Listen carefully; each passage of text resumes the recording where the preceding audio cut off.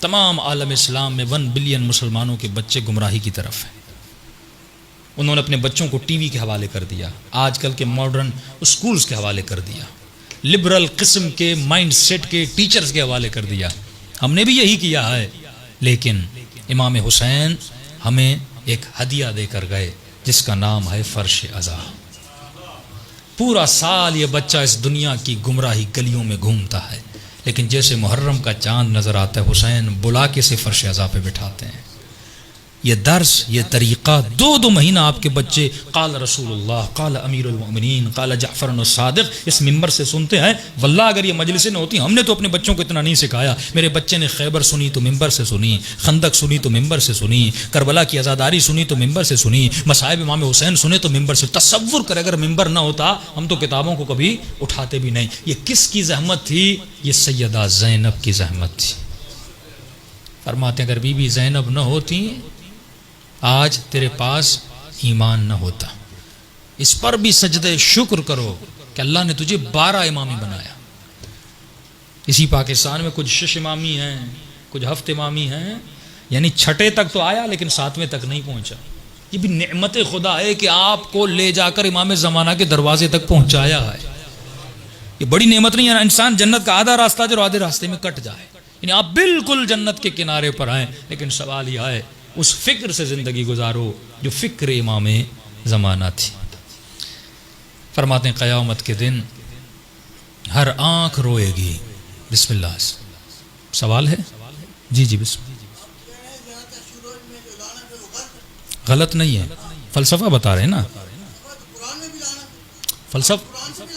ٹھیک ٹھیک ٹھیک, اب سوال آپ ٹھیک ٹھیک ہے ٹھیک ہے, سوال کر دیا, سوال کر لیا. ہاں, ہمیشہ جب سوال کریں تو سوال کریں, ٹھیک ہے نا. سوال ہوتا ہے معلومات کے لیے, آپ مجھے جواب دے رہے ہیں تو مجلس پہلی آپ کل کی مجلس میں سنیں گے. لعنت ہے یزید کی آئیڈیالوجی پر.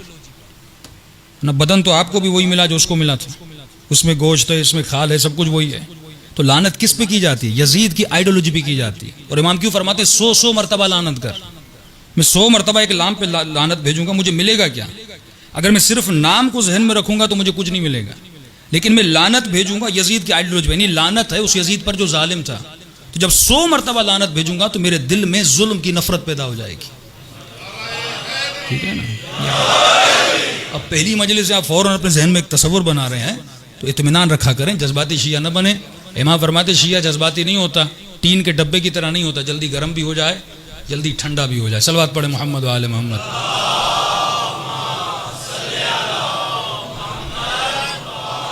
محمد وعجل فر. ہر شے کا ایک مفہوم ہے.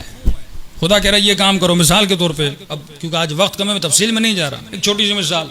یہی سورہ حمد آپ پڑھتے ہیں, اس میں ایک جملہ اہدنا الصراط المستقیم, اے خدا مجھے ہدایت دے, یہاں راستے پہ باقی رکھ. بس دعائیہ جملہ ہے کہ مجھے ہدایت دے.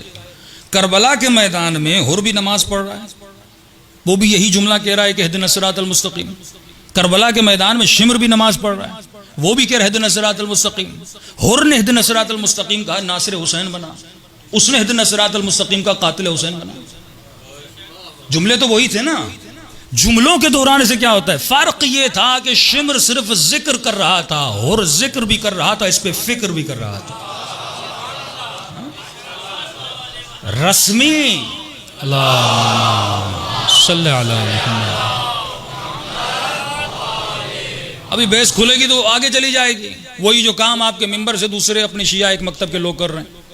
زور ہے لعنت پر. اب لعنت بھی بیچتا ہے, بعد میں جا کے شراب بھی بیچتا ہے. یہ لعنت کس کام کی ہے؟ شمر میں 4 صفات تھی. کبھی آپ نے صفات کو پڑھا کہ شمر شمر کیوں بنا, یزید یزید کیوں بنا؟ انسان مجموعہ ہے عادتوں کا. یا اس میں اچھی عادتیں ہیں یا اس میں بری عادتیں ہیں. جب اچھی عادتیں آتی ہیں تو ان اچھی عادتوں کا نام ہے راہ حسین. جب بری عادتیں آتی ہیں ان عادتوں کا نام ہے راہ یزید. جنگ افراد سے نہیں ہے, جنگ ان کی آئیڈیالوجی سے ہے. تب امام حسین فرماتے ہیں کہ یہ آپ تصور کر سکتے ہیں کہ امام حسین یزید کی بیعت کرتے ہیں؟ ہمارے تصور میں بھی نہیں آ سکتا. تبھی امام نے یہ نہیں کہا کہ حسین یزید کی بیعت نہیں کرے گا, فرمایا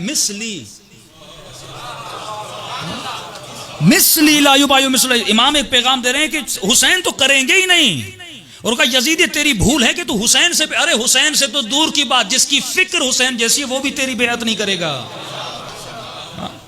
حسین تو بڑا مقام ہے، تو جنگ فکر کیا ہے. ہم الفاظ میں خود کو جکڑ دیں اور الفاظ میں پڑے رہیں. یہی تسبیح جناب سیدہ کتنا فائدہ دیتی ہے. آیت اللہ تذکرہ فرماتے ہیں، آیت اللہ بہجت فرماتے ہیں کہ لوگ جاتے تھے آقا بہجت کے پاس کہ قبلہ صاحب ہمیں کوئی ورد دیجئے، کوئی ذکر دیجئے.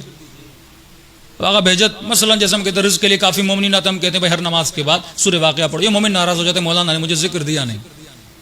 یہ سمجھتے کوئی نئی چیز ہمیں نکال کے دی جائے. آقا بہجت نے یہی ایک جملہ کا فرمایا، جو قرآن تیرے گھر میں ہے وہی قرآن میرے گھر میں ہے، جو مفاتی تیرے گھر پر ہے وہی مفاتی میرے. فرق یہ ہے تو صرف پڑھتا ہے، غور نہیں کرتا. ہم پڑھتے بھی ہیں، غور و فکر بھی کرتے ہیں. تو فکر ہے جو انسان کو بلند لے کر جاتی ہے. انشاءاللہ سوال کریں، کوئی مسئلہ نہیں. بسم اللہ. جی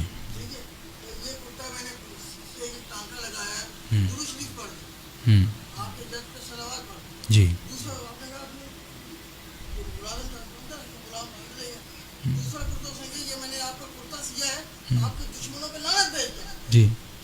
جی صحیح.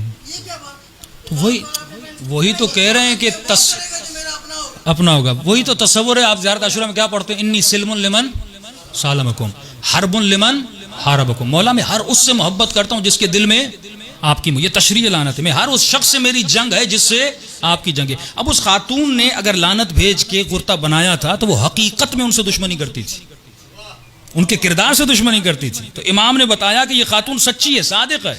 لیکن بہت سارے آپ کو ایسے لعنت بھیجنے والے ملیں گے جو لعنت بھی بھیج رہے ہیں لیکن شراب بھی پی رہے ہیں، جوا بھی کھیل رہے ہیں، زنا بھی کر رہے ہیں، بدکاری بھی کر رہے ہیں. ہمارا تکلم ان سے ہے کہ لعنت اگر بھیج رہے ہو تو لعنت کے فلسفے کو سمجھو، اس کی حقیقت کو سمجھو. صلوات پڑھیں محمد و آل محمد پر.